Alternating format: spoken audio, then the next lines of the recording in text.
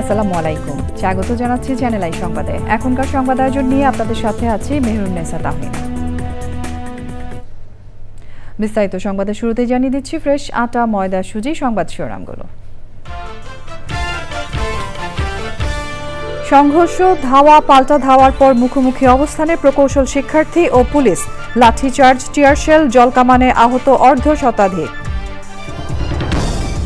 বৃহস্পতিবার সংসদ নির্বাচনের কর্মপরিকল্পনা দেবে ইসি, তত্ত্বাবধায়ক ব্যবস্থা বাতিলের বিরুদ্ধে আপিল বিভাগে পুনর্শুনানি 21 অক্টোবর। ডাকসু নির্বাচনে আগামীকাল থেকে প্রচারের বিধি লঙ্ঘনে শাস্তির হুঁশিয়ারি, ভোট কেন্দ্র বাড়ানোর সুযোগ নেই জানালো নির্বাচন কমিশন। জাতীয় কবি নজরুলের লেখা যতদিন থাকবে ততদিন দেশের মানুষ মাথা নত করবে না মন্তব্য, মৃত্যুবার্ষিকীতে সর্বস্তরের শ্রদ্ধা নিবেদন। সব পক্ষের সমন্বিত অংশগ্রহণে চামড়া শিল্পে সমৃদ্ধির আশার প্রত্যাশা, গবেষণা, নজরদারি, জবাবদিহিতে পরিবেশবিদদের গুরুত্ব আরোপ। এবং সবুজে সাজাই বাংলাদেশ স্লোগানে কিশোরগঞ্জে প্রকৃতি ও জীবন ক্লাবের বৃক্ষরোপণ, বাস্তুতন্ত্র সংরক্ষণে যুক্ত হচ্ছে তরুণ প্রজন্ম।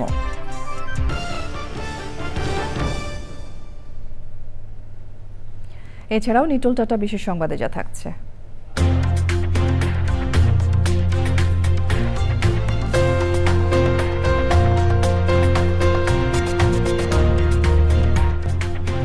বুলগেরিয়ায় আন্তর্জাতিক ঘুড়ি উৎসবের খবর।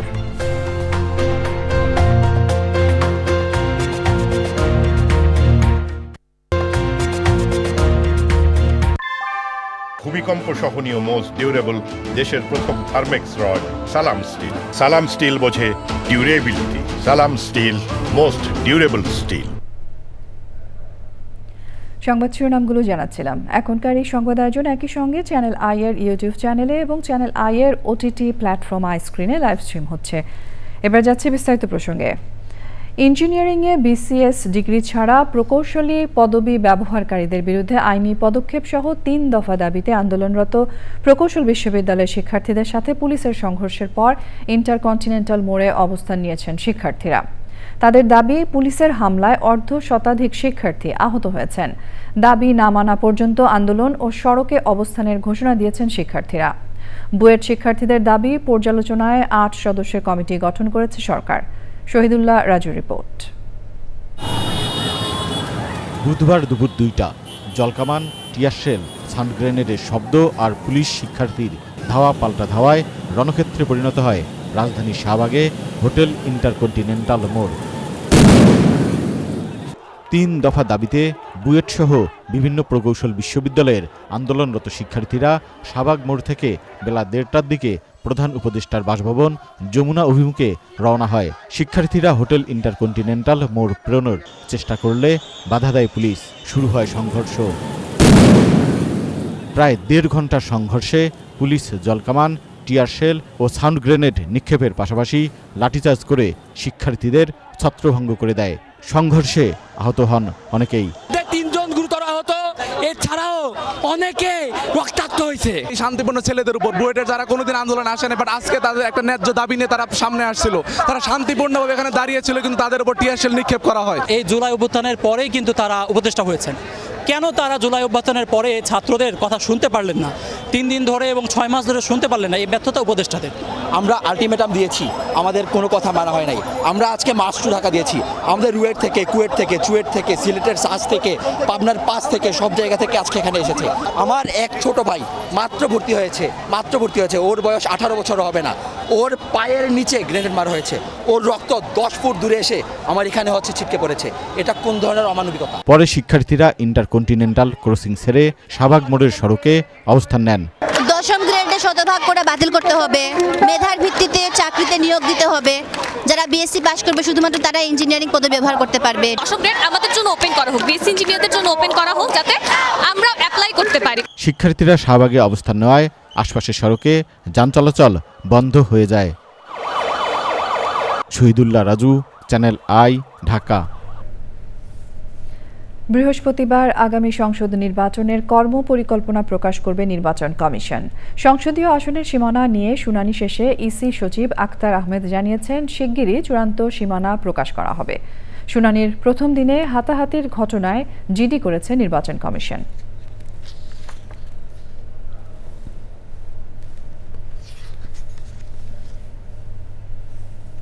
তত্ত্বাবধায়ক সরকার ব্যবস্থা বাতিল করে দেয়া রায়ের বিরুদ্ধে ২১শে অক্টোবর পুনরায় আপিল শুনবেন সর্বোচ্চ আদালত। প্রধান বিচারপতি ডক্টর সৈয়দ রেফাত আহমেদ বলেছেন, নির্বাচনকালীন সরকার নিয়ে কার্যকর সমাধান চান তারা। বিএনপি জামায়াতের আইনজীবী বলেন, স্থিতিশীল অবস্থা ফিরিয়ে আনতে তত্ত্বাবধায়ক সরকার ব্যবস্থার পক্ষে অবস্থান তাদের। আর অ্যাটর্নি জেনারেল বলেছেন, প্যানেল কোড অনুযায়ী সাবেক প্রধান বিচারপতির শাস্তি চেয়েছেন তিনি।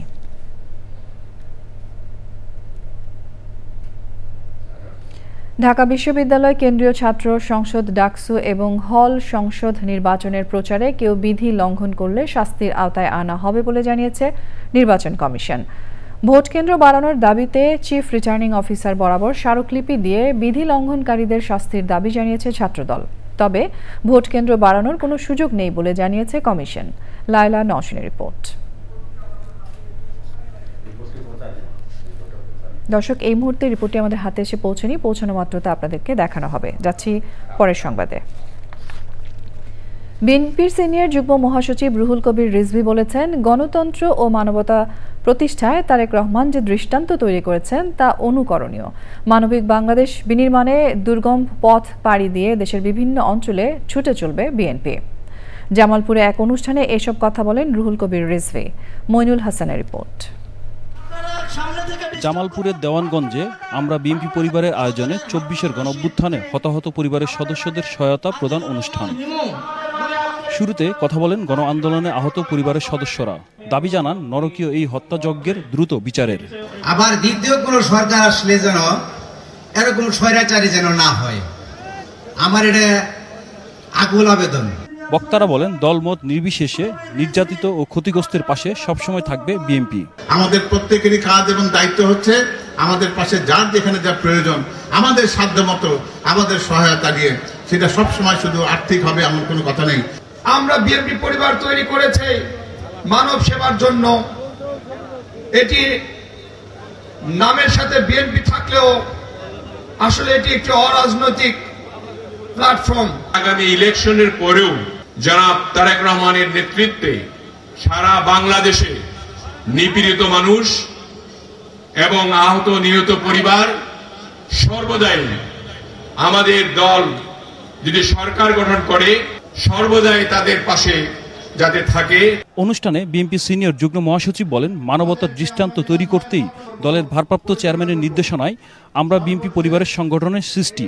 আমরা পাহাড়ের উপর চলেছি, পাহাড় থেকে নিচে নেমেছি, আমরা পানির মধ্যে দিয়ে হেঁটে গেছি, শুধুমাত্র তারেক রহমানের নির্দেশ এবং মানব কল্যাণের যে ব্রত নিয়ে বিএনপি রাজনীতি করে সেই রাজনীতিকে সাফল্যমণ্ডিত করার জন্য আমরা বিএনপি পরিবার কাজ করে যাচ্ছে।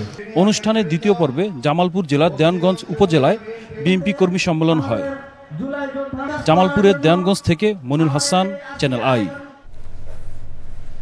ঢাকা বিশ্ববিদ্যালয় কেন্দ্রীয় ছাত্র সংসদ ডাকসু এবং হল সংসদ নির্বাচনের প্রচারে কেউ বিধি লঙ্ঘন করলে শাস্তির আওতায় আনা হবে বলে জানিয়েছে নির্বাচন কমিশন। ভোট কেন্দ্র বাড়ানোর দাবিতে চিফ রিটার্নিং অফিসার বরাবর স্মারকলিপি দিয়ে বিধি লঙ্ঘনকারীদের শাস্তির দাবি জানিয়েছে ছাত্রদল। তবে ভোট কেন্দ্র বাড়ানোর কোনো সুযোগ নেই বলে জানিয়েছে কমিশন। লায়লা নওশিনের রিপোর্টটি আমাদের হাতে এসে পৌঁছেছে, রিপোর্টটি দেখুন। ডাকসু নির্বাচনে প্রচারের দ্বিতীয় দিন ক্যাম্পাসে ব্যস্ত সময় পার করেন প্রার্থীরা। বিভিন্ন প্যানেলের প্রার্থীদের পাশাপাশি স্বতন্ত্র প্রার্থীরাও চালাচ্ছেন প্রচারণা। আমার পছন্দ মতো ইশতেহারগুলো তৈরি করতে পারছি, শিক্ষার্থীদের কাছে যেতে পারছি, শিক্ষার্থীরাও আমাকে বেশ ভালোভাবে গ্রহণ করছে। এটাকে যদি সফল করতে না পারেন, তৈরি হন কয়েক মাসের ভিতরেই আবার গেস্ট রুমে গণরুমে যাওয়ার জন্য তৈরি হন। এমন বড় বড় কোনো কথা বলবো না যাতে হচ্ছে পরবর্তীতে আমরা সেই অনুযায়ী কাজ করতে না পারি। ভোট কেন্দ্র বাড়ানোর দাবিতে চিফ রিটার্নিং অফিসার বরাবর স্মারকলিপি দিয়েছে ছাত্রদল। আচরণবিধি লঙ্ঘন করে ছাত্র শিবির প্রচার চালাচ্ছে বলে অভিযোগ করেন ছাত্রদল সমর্থিত প্রার্থীরা। আতঙ্ক এবং শঙ্কা কাজ করছে যে ৮-১০ মিনিট লাগবে ভোট দিতে, একটা ভোট কেন্দ্রে এত হাজার ভোটার, আর একটা হচ্ছে যে আমরা কিভাবে এই ভোটটা দিব এত অল্প সময়ের মধ্যে। নির্বাচন কমিশন জানিয়েছে ভোট কেন্দ্র বাড়ানোর সুযোগ নেই। নীতিমালা ভঙ্গ করলে বৃহস্পতিবার থেকে শাস্তিমূলক ব্যবস্থা নেওয়ার কথা বলেন তারা। কালকে থেকে যদি দেখি কেউ এই আচরণবিধি ভঙ্গ করছে, অর্থাৎ ব্যানার ফেস্টুন লাগাচ্ছে, তাহলে কালকে থেকে আমরা অ্যাকশানে যাব। 40,000-এর মতো যে ভোটার, তারা যাতে নির্বিঘ্নে ভোট দিতে পারে সেই প্রয়োজনীয় সংখ্যক রুম, টেবিল, বুথ এটা আমরা নিশ্চিত করব। এর আগে বিধি লঙ্ঘন করে টাঙানো ব্যানার অপসারণ করে ঢাকা বিশ্ববিদ্যালয় প্রশাসন। Laila Naushin, Channel I, Dhaka. বাংলাদেশ ব্যাংকের governor doctor Ahsan H Mansur প্রশ্ন তুলে বলেছেন, নগদ টাকার ব্যবহার কমার বদলে প্রতি বছরই বাড়ছে, অথচ ক্যাশলেস অর্থনীতির কথা বলা হচ্ছে জোরে সোরে। তাহলে অগ্রগতি কোথায়? ক্যাশলেস বাংলাদেশ সামিটে বিষয়টি নিয়ে ব্যাংকার, তথ্য প্রযুক্তিবিদ এবং নীতি নির্ধারকদের নতুন করে ভাবার অনুরোধ করেন গভর্নর। ট্রেড লাইসেন্সধারী সব প্রতিষ্ঠানকে কিউআর কোড নেওয়া বাধ্যতামূলক করা, নগদকে বেসরকারি করে বিকাশের মতো শক্তিশালী প্রতিষ্ঠান হিসেবে গড়ে তোলারও কথা বলেন গভর্নর। রিজভিন আজ রিপোর্ট। রাজধানীর সোনারগাঁও হোটেলে মাস্টার কার্ড এবং আইসিএমএবির যৌথ উদ্যোগে ক্যাশলেস বাংলাদেশ সামিট। বিষয়টি নিয়ে প্রবন্ধ উপস্থাপন করেন অর্থনীতিবিদ ডক্টর দেবপ্রিয় ভট্টাচার্য এবং মাসরুর রিয়াজ। বলা হয়, গত বছর মোবাইলে আর্থিক লেনদেন হয়েছে প্রায় 17 লাখ কোটি টাকা। তারপরও প্রায় অর্ধেক মানুষ আর্থিক অন্তর্ভুক্তির বাইরে। ক্যাশলেস ইকোনমি যেন ইনকামলেস ইকোনমি না হয়ে যায়, এইটি হলো বড় বিষয়। ক্যাশলেস ইকোনমি দিয়ে ইনকাম বাড়াতে হবে এবং যারা এই ক্যাশলেস ইকোনমি ইনকামের বাইরে তাদের এর ভিতরে ঢুকাতে হবে। মোবাইল রিচার্জের লোন দিতে চাইলাম, কারণ ন্যানো লোন তো দিচ্ছি আমরা, ওখানে 50,000 টাকা পর্যন্ত। আমরা চাইলাম 500 টাকার লোন দেবো মোবাইল রিচার্জ করার। আজকে স্যারের জন্য বলি, 10ই মার্চে চিঠি দিয়েছি, আজকে 5 মাস, 5.5 মাস আমরা সেন্ট্রাল ব্যাংক থেকে অ্যাপ্রুভালটা পাইনি। এখন সবচেয়ে বড় প্রবলেম হলো আমাদের ফাংশনগুলো আমরা ডিজিটাইজ করে নেই, ফলে আমি কোনো কিউ দেখি না কোন জায়গায় কতদিন ধরে পড়ে আছে, এবং যেটা হয় পার্মানেন্ট ব্যুরোক্রেসিতে এই ফলো আপের অভাবে কিন্তু এই কাজগুলো প্রবলেম হচ্ছে। মাসরুর রিয়াজরা ওনারা প্রতিদিন নিজেদেরকে গড়েছেন, আর আমরা যারা ব্যুরোক্রেসিতে আছি প্রতিদিন আমরা নিজেদেরকে ধ্বংস করছি। Our policy makers either don't understand it fully, or one of the comment discussion point came out that we are taking decisions on ad hoc basis or pocketed basis. We are not taking decision on holistical basis. নগদ টাকার ব্যবহার কেন কমছে না তা বোঝার চেষ্টা করছেন বাংলাদেশ ব্যাংক গভর্নর। আমার ক্যাশের চাহিদা তো কমছে না, আমার খরচ তো কমছে না। আমার যে 20,000 কোটি টাকা, ওইটা তো প্রতি বছর 2,000 কোটি করে আরো 10% করে বাড়ছে। ব্যাংকারদেরও খরচ কমছে না, তাদেরও ব্যাংক ব্রাঞ্চ করতে হচ্ছে এবং ফুটফল হচ্ছে, সেখানে মানুষ এসে ক্যাশ উইথড্র করছে, ক্যাশ দিচ্ছে, নিচ্ছে। তাহলে আমরা যত তথ্যই দেই না কেন, what have you achieved? Governor জানান, প্রতি বছর 10% হারে নগদ টাকা চাহিদা বাড়ছে। রিজভিন আওয়াজ, চ্যানেল আই, ঢাকা।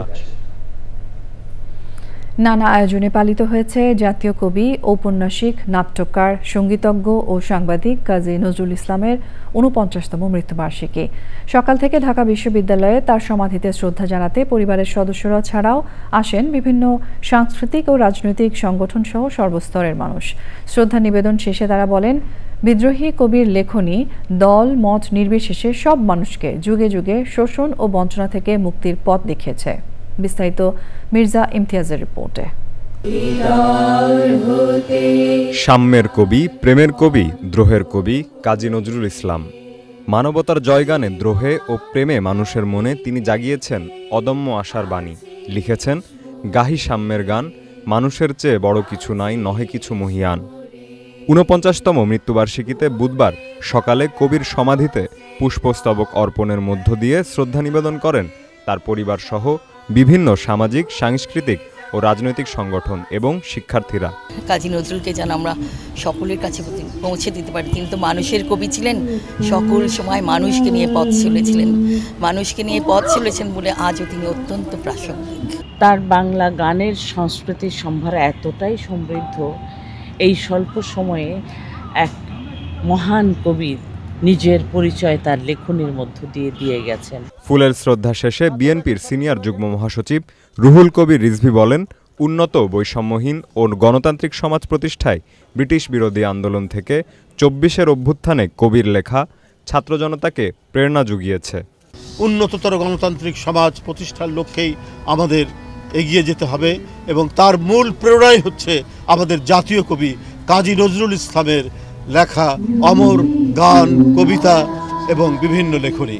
নজরুলের সমাধি প্রাঙ্গণে আলোচনা সভা ও সাংস্কৃতিক অনুষ্ঠানের আয়োজন করে ঢাকা বিশ্ববিদ্যালয় সহ বিভিন্ন সংগঠন।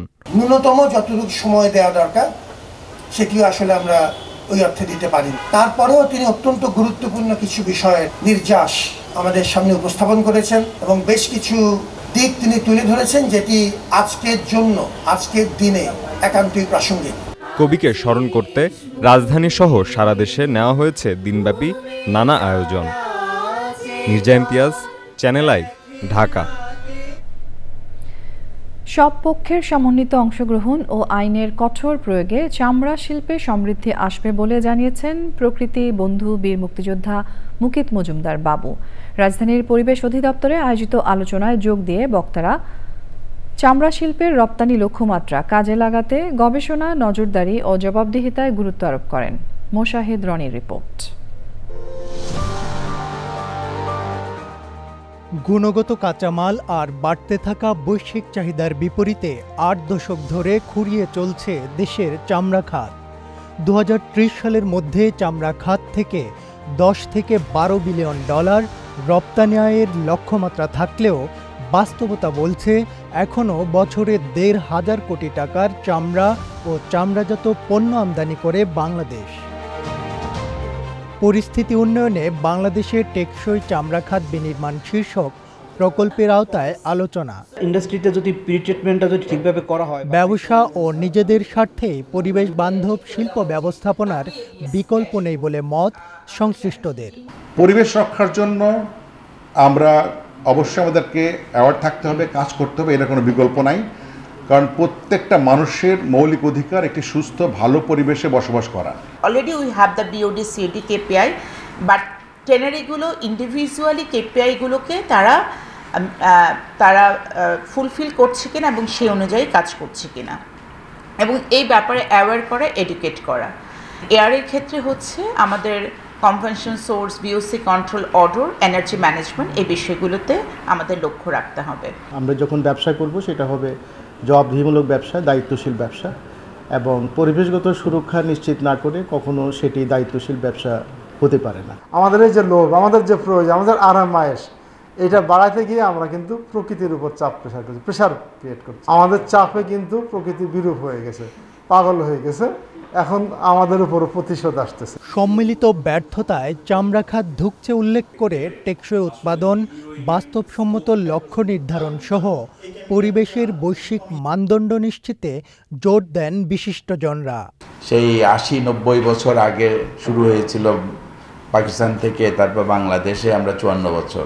যেই ধরনের ইমপ্রুভমেন্ট হওয়া উচিত ছিল লেদার সেক্টরের, সেটা কিন্তু আমরা অ্যাচিভ করতে পারিনি। হেমায়তপুরে যে কারণে যাওয়া হলো, সেখানে কিন্তু আমরা নানা সমস্যায় পড়ে গেছি।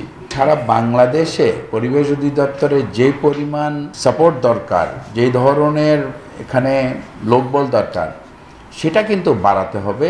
যদি সত্যিকারের মনিটরিং আমাদের বাড়াতে হয়, যতই আমরা সচেতনতা বাড়াই না কেন, হ্যাঁ, আইনের প্রয়োগ না হলে, আইন যদি না থাকে, তাহলে কিন্তু এই কাজের সফলতা আসবে না।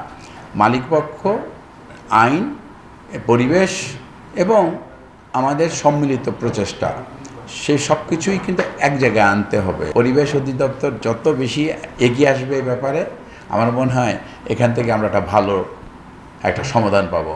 আমরা কিছুই করলাম না ওয়েস্ট ম্যানেজমেন্টের জন্য। আগামী দিন পর্যন্ত অপেক্ষা করা বা আগামী 1 বছর, আগামী 5 বছর অপেক্ষা করাটা আমাদের জন্য খুব কঠিন। ইন্টারন্যাশনাল যে অব্লিগেশন আছে সেটা তো কমপ্লাই করবই, কিন্তু তার চাইতে বেশি ইম্পর্টেন্ট হলো আমার দেশের মানুষকে বাঁচানোর জন্য যে কমপ্লায়েন্স দরকার, সেইটা আগে গুরুত্ব দেওয়া দরকার। ইউরোপীয় ইউনিয়নের অর্থায়ন, সলিডার সুইস ও অসি ফাউন্ডেশনের উদ্যোগে প্রকল্প সহযোগী বিলস, সবুজের অভিযান ফাউন্ডেশন, গণস্বাস্থ্য কেন্দ্র এবং প্রকৃতি ও জীবন foundation. Moshahid Roni, channel I, Dhaka. সবুজে সাজাই বাংলাদেশ স্লোগানে পরিবেশ প্রতিবেশের টেকসই উন্নয়নে কিশোরগঞ্জে বৃক্ষরোপণ ও বিতরণ করেছে প্রকৃতি ও জীবন ক্লাব। জনপ্রিয় মোবাইল নেটওয়ার্ক অপারেটর বাংলালিংকের সহযোগিতায় বাস্তুতন্ত্র সংরক্ষণে তরুণ প্রজন্মকে সঙ্গে নিয়ে মাস জুড়ে চলবে বৃক্ষায়ন। এসকে রাসেলের তথ্য ভিডিওচিত্রে মোশাহেদ রনির রিপোর্ট।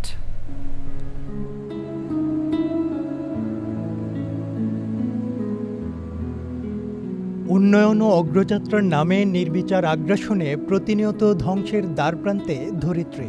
অস্তিত্ব রক্ষায় তাই পরিবেশ বান্ধব উদ্যোগ আর সবুজায়নেই মুক্তি। এমন বাস্তবতায় সারা দেশের মতো কিশোরগঞ্জ উচ্চ বালিকা বিদ্যালয়ে বৃক্ষায়ন ও বিতরণ করেছে প্রকৃতি ও জীবন ক্লাব। এই যে গাছ, এই গাছের এত উপকারিতা, এই উপকারের একটি বড় ব্যাপার হচ্ছে এই যে প্রতি বছর অসংখ্য মানুষ বজ্রপাতে মারা যায়, সেই বজ্রপাত ঠেকানোরও কিন্তু উপায় হচ্ছে এই বৃক্ষ। যে গাছগুলো কিন্তু অনেক উঁচু হয়, সেই গাছ যত বেশি লাগাবো তত কিন্তু বজ্রপাতকে তারা টেনে নেবে এবং তাতে কিন্তু মানুষের হতাহতের সংখ্যা কমে যাবে। সত্যিকারের সবুজে সাজাই বাংলাদেশ যদি গড়তে চাই তাহলে কিন্তু আমরা সারা বাংলাদেশটাকে সবুজে ছেয়ে ফেলতে হবে। বাংলালিংকের সহযোগিতায় শিক্ষার্থীদের হাতে তুলে দেওয়া হয় হরেক রকম দেশীয় গাছের চারা। মনের গভীর থেকে অসংখ্য ধন্যবাদ জানাতে চাই যে তারা গাছ বৃক্ষ নামক একটা বন্ধু আমাদেরকে দিয়েছে। তো আমরা যদি বাসায় বিভিন্ন ধরনের গাছ লাগাই তাহলে আমরা খুব সুস্বাদু ফল ফুল খেতে পারবো। গাছ আমাদের ফুল ফল আলো বাতাস ছায়া সবই দেয়। অক্সিজেনের মাত্রা খুবই কমে যাচ্ছে, আমাদের উচিত বেশি বেশি করে গাছ রোপণ করা। এমন উদ্যোগে জীববৈচিত্র্য রক্ষার পাশাপাশি আর্থসামাজিক উন্নয়ন ত্বরান্বিত করবে বলে মত বিশিষ্টজনদের। ফলজ এবং ঔষধি তিনটা চারা রোপণ করলে এটা ভবিষ্যতে অবশ্যই কিছু না কিছু উপকার তোমরা পাবে। সামাজিক সংগঠন এবং ব্যক্তি পর্যায় থেকে সবার প্রতি আহ্বান থাকবে সবাই যেন এই বৃক্ষরোপণ করে প্রকৃতি রক্ষায় যেন কাজ করে। আমাদের কার্বন ডাই অক্সাইড শোষণ করে আমাদের জীবনদানের অক্সিজেন এটা থেকে আমরা বৃক্ষরোপণ থেকে পাই। সো বাংলালিংক সবুজ প্রকৃতি এবং সুন্দর পরিবেশ গড়ার জন্য এই উদ্যোগ নিয়েছে। I am blessed to be a part of this program. এবং শুধু খালি আমরা বৃক্ষ বিতরণী কার্যক্রমে তেমনি পরিবেশের অন্য যে জায়গাগুলো আছে পরিচ্ছন্নতা সহ বিভিন্ন সামাজিক যে কাজগুলো আছে সেগুলো আমরা এই যে প্রকৃত জীবন ক্লাব থেকে আমরা করে যাচ্ছি। প্রকৃত জীবন ক্লাব এবং প্রকৃত জীবন ফাউন্ডেশনকে আমি অভিনন্দন জানাই। তারা প্রকৃতি নিয়ে খুবই ভাবে এবং এরা বিভিন্ন কার্যক্রম পরিচালনা করে। জলবায়ু পরিবর্তনের বিরূপ প্রভাব মোকাবিলায় সবুজায়ন অভিযানে সবাইকে এগিয়ে আসার আহ্বান সচেতন মহলের। Moshahid Roni, channel I. ঢাকার যেসব জায়গায় দ্রুত ছাদ কৃষি সম্প্রসারণ হচ্ছে তার অন্যতম বনশ্রী আবাসিক এলাকা। এখানে অনেকেই ভবনের উপরে গড়ে তুলেছেন সবুজের আয়োজন। এক শিক্ষা প্রতিষ্ঠানের ছাদেও গড়ে উঠেছে প্রকৃতির এক অনন্য আয়োজন। বিস্তারিত জানাচ্ছেন শাইখ সিরাজ। বিশাল আকৃতির এক একটি ফলদ গাছের ছায়ায় ঢাকা দুইতলা ভবনের এই ছাদের এক পাশ। দূর থেকে দেখলে মনে হবে গ্রামের বাড়ির কোনো আঙিনা, যা পরিকল্পিতভাবে নয়, প্রকৃতির স্বাভাবিক প্রবাহেই বেড়ে ওঠার সুযোগ দিয়েছে ঢাকার বনশ্রী আবাসিক এলাকার আলহাজ লায়ন এম এ কুদ্দুস এবং তার স্ত্রী হাসিনা মুমতাজ। এখানে আমরা প্ল্যান করে কোনো গাছ করে না, এটা প্রাকৃতিকভাবে ওই আমাদের যে তরি তরকারি, ডিমের খোসা, পেঁয়াজ এগুলো ফালাইছে, এইটার মধ্যেই এই গাছগুলো হইতেছে। জানা গেল এই গাছপালা এবং ফলজ বৃক্ষকে ব্যবহার করা হয় এখানকার শিক্ষার্থীদের ব্যবহারিক পাঠেও। Momtaz Ideal School and College, এখানে ছাত্রদের যখন কৃষির প্র্যাকটিক্যালটা হয় তখনই হলো এই ওরা যে নিয়ে আসে চারাগুলো ওগুলো এখানে লাগাই, এগুলো থেকেও গাছ হয়। এছাড়াও এখানে রয়েছে নানা রকম ফুল এবং বিভিন্ন প্রজাতির অ্যাডোনিয়াম। অন্য দেশের ছাদ কৃষির মতো এটি কোনো পরিকল্পিত ছাদ কৃষি নয়, অর্থাৎ মাটি তৈরি করা, গাছ লাগানো তা না। এটা খেলতে খেলতে পারিবারিক শাক সবজি ফলমূলের যে উচ্ছিষ্ট ছিল সেগুলো এসে ঢেলেছে, হয়ে গেছে একটা একেবারে প্রাকৃতিক ছাদ কৃষি, যেখানে কোনো রকমের রাসায়নিক সার বা কোনো ধরনের কেমিক্যাল ব্যবহার হয়নি। এরকম ছাদ কৃষি একটি স্বপ্ন আপনিও দেখতে পারেন। বাসাবাড়ির উচ্ছিষ্ট দিয়ে যে হতে পারে তার প্রমাণ মিলেছে এই লায়ন আব্দুল কুদ্দুসের ছাদ কৃষি থেকে। ঢাকার বনশ্রী থেকে শাইখ সিরাজ, চ্যানেল আই। এই নিয়ে বিস্তারিত প্রতিবেদন দেখবেন আগামীকাল বেলা ৩:০৫ হৃদয়ে মাটি ও মানুষের ডাক অনুষ্ঠানে। আর সংবাদের এ পর্যায়ে আমরা নিচ্ছি একটা বিরতি, এবং বিরতির পর যা থাকছে: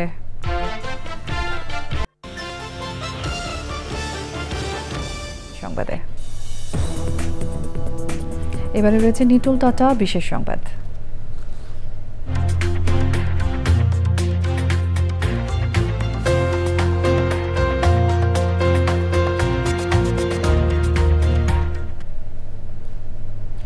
বুলগেরিয়ার কৃষ্ণসাগর উপকূলে পঞ্চমবারের মতো শুরু হয়েছে আন্তর্জাতিক ঘুড়ি উৎসব। উৎসবে যোগ দিয়েছেন বিভিন্ন দেশের ঘুড়ি প্রেমিক ও শিল্পীরা। আকাশ জুড়ে ভেসে বেড়াচ্ছে বিশালাকার রং বেরঙের ঘুড়ি। উৎসবের অন্যতম আয়োজক ইউরি জর্জিয়েভ বলেছেন, আন্তর্জাতিক দর্শনার্থী এবং ঘুড়ি প্রেমীদের জন্যই এই আয়োজন। বুলগেরিয়ার ৬টি স্থানে ২ সপ্তাহ ধরে আয়োজিত উৎসব শেষ হবে ৭ই সেপ্টেম্বর। এবারে রয়েছে পূবালী ব্যাংক বাণিজ্য সংবাদ।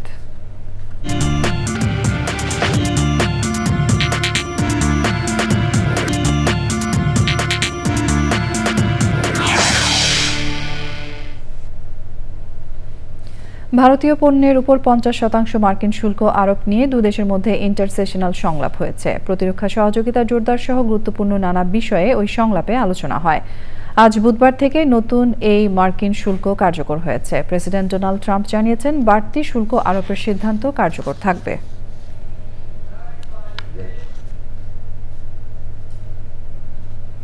সংবাদের এ পর্যায়ে আমরা নিচ্ছি আরও একটা বিরতি, এবং বিরতির পর যা থাকছে: স্বাগত জানাচ্ছি আরও একবার চ্যানেল আই সংবাদে। এবারে জানাবো খেলার খবর।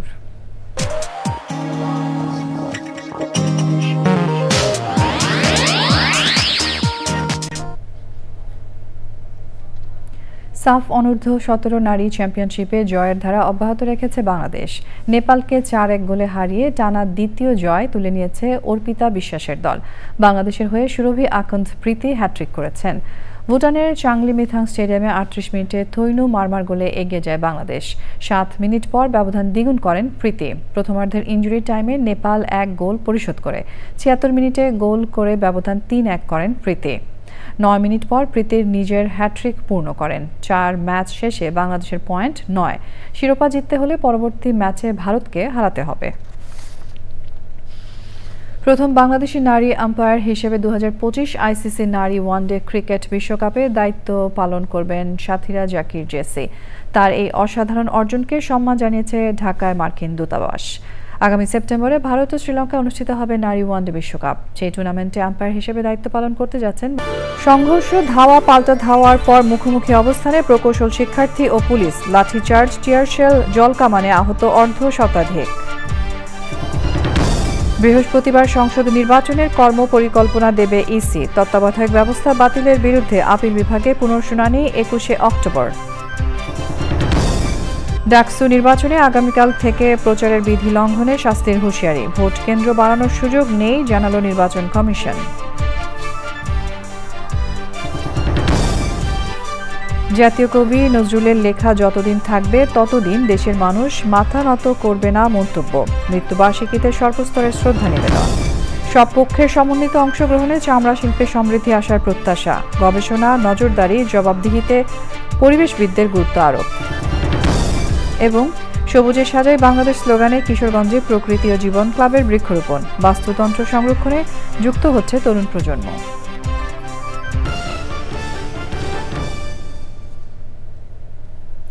প্রিয় দর্শক, এরই সঙ্গে শেষ করছি আমাদের এখনকার সংবাদ আয়োজন। ধন্যবাদ এতক্ষণ সঙ্গে থাকার জন্য।